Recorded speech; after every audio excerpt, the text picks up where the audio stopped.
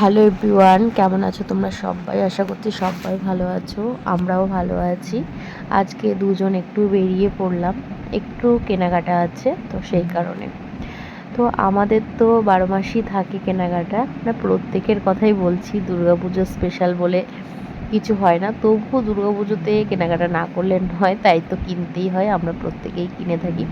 যাচ্ছি কালীঘাট, তো আমরা অ্যাকচুয়ালি যাব গড়িয়া হাট আর কি। তো হাটের থেকে কিছু কিনি না, আগে কিনতাম, কিন্তু হাটের না আমাদের কারোরই ঠিকঠাক হয় না, ওখানে টাইল নেই, টাইল দিয়ে দেখা যায় না, বাড়িতে এসে দেখা যায় যে ছোট হয়েছে। তো গড়িয়াহাটের ওখানে না অনেক দোকান আছে, তো সেই দোকান থেকেই কিন্তু কিনবো। আর সামনেই একটা অনুষ্ঠান রয়েছে, অনুষ্ঠান ঠিক না মানে আর কি, একটা কি বলবো, নিজেদের মধ্যে একটা অনুষ্ঠান রয়েছে, তো সেই জন্য একটু কেনাকাটা করতে যাচ্ছি। আর ঠাকুর দর্শন তো করালাম কালীঘাটের আর কি মেট্রো স্টেশনের নিচে, তারপরে এই যে দুজন মিলে হেঁটে হেঁটে চলে গেলাম, আর গেছি কিন্তু মেট্রো করে, তারপরে এই যে অটো করে নিয়েছি।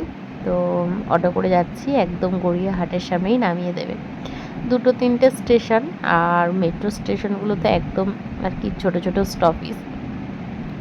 আর বাইকে আসলে না, এখন যেহেতু সন্ধ্যের টাইম, বাইকে আসলে কিন্তু এই গাড়ির পেছনেই আমাদেরকে ওয়েট করতে হবে দাঁড়িয়ে, কিন্তু অটো যেহেতু করে যাচ্ছি সেহেতু কিন্তু অটোর লাইন দিয়ে চলে যেতে পারবে। তারপরে বাইক কোথায় আর কি পার্কিং করব না করব তার একটা সমস্যা রয়েছে, যেহেতু এ পাশে ও পাশে দুপাশেই কিন্তু বাজার রয়েছে, আর দুপাশেই বড় বড় দোকান রয়েছে, সেই জন্য কিন্তু আমরা অটো করে গেলেই সুবিধা, কারণ এক পাশ থেকে ঢুকে আরেক পাশ দিয়ে বেরোনো। এবার বাইক যদি এক পাশে রাখি, তারপরে আবার ঘুরে ঘুরে আবার বাইকের জায়গায় আসতে হবে। আর মেট্রো করে গেলে কি অসুবিধা বলো তো, এক পাশে না পেলাম আরও অন্য জায়গায় হেঁটে হেঁটে চলে গেলাম, দেখে ঠেকে তারপর কিন্তু একদম সামনে দিয়ে মানে মেট্রোতে উঠে গেলাম। তো এই একটা সুবিধা রয়েছে। আর কালীঘাটে নেমে অটো করে যেমন গড়িয়াহাট পুরো ঘাটের সামনেই নামিয়ে দেয়, তেমনি হাটের ওখান থেকে আবার অটো করে কিন্তু একদম মেট্রোর সামনেই নামিয়ে দেয়, মানে দোরগড়ায়। তো সেই জন্য কিন্তু কালীঘাটে আসলে পরে আমাদের ভীষণই সুবিধা হয়।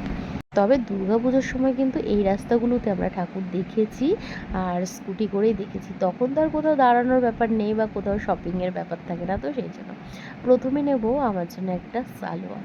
তো এখানে কিন্তু এইগুলো কিন্তু 3 পিস, তো এর আগে কিন্তু অনেক 3 পিস নিয়েছি, চুড়িদারও বানানো রয়েছে, বানাতে দেওয়াও রয়েছে মায়ের বাড়ির ওখানে। আমি যেহেতু কালী পুজোতে যাইনি সেজন্য নিয়েও আসিনি। তো মাঝে মাঝে শপিং করলে কিন্তু মনটা অনেকখানি ভালো হয়ে যায়। আমাদের মেয়েদের কথা বলছি, শপিং, একটু ফুচকা খাওয়া, একটু হালকা পাতলা ঘোরাঘুরি, ব্যাস আমাদের কিন্তু মনটা ভালো হয়ে যায়।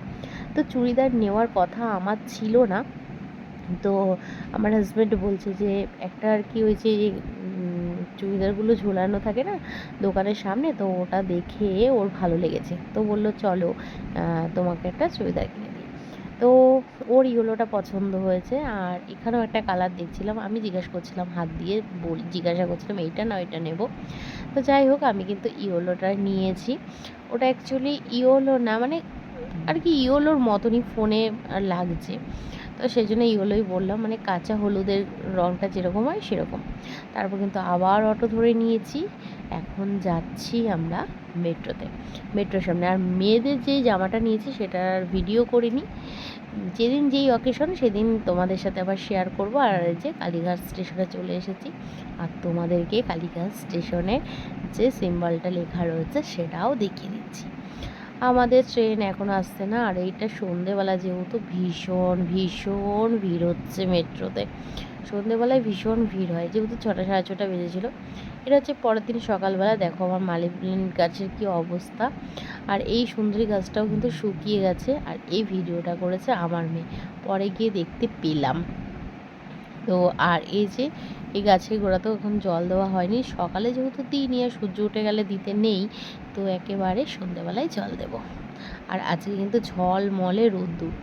আর জানো তো, আমাদের যে বাড়ির আর কি বাইরের দিকে যে সানসেটগুলো আছে ওগুলোতে না অনেক পায়রা এসে বসছে, ওখানে রাত্রিবেলা ঘুমোচ্ছে, দেখছি কি না আমাদের যে এসির বাইরের দিকটা যেটা রয়েছে সেইখানে এসে থাকছে রাত্রে করে।